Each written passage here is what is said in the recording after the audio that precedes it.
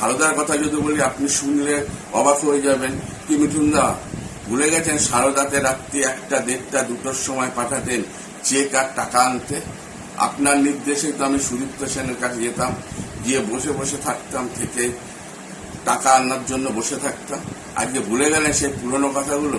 তারপরে যখন সারদার চিঠিটা কিন্তু ফার্স্ট আমার বাড়ি এসেছিল, ইডি চিঠি কিন্তু আমাকে আমার বাড়ির অ্যাড্রেসে এসেছিল, আপনাকে তলব করেছিল, সেটা আমার বাড়ির অ্যাড্রেসে চিঠিটা এসেছিল। যেই দেখলেন আমি অনেক কিছু জানি, সুতরাং আপনি কি করলেন, আমার সাথে সম্পর্ক কাট করতে শুরু করলেন। কি মিঠুনদা রোজভ্যালিটা ভুলে গেলেন? রোজভ্যালির গল্পটা, হ্যাঁ, যখন রোজভ্যালির গৌতম বাবুকে যখন ধরে নিয়ে যাচ্ছে তখন আপনি ভয়ের চোটে ওনার সাথে জয়েন্ট ক্রিয়াটা বই করেছিলেন, মনে আছে? বইটা তো বেরোল না, কিন্তু সেখান থেকে মনে আছে আপনার 50% শেয়ার ছিল, ওইটার কাজ আমি করেছিলাম, মনে আছে?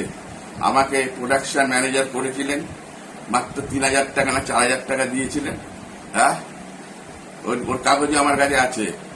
ঠিক আছে, ভয়ের চোটে আপনি কি করলেন, রোজভ্যালির শেয়ারটা আপনি কিনে নিলেন।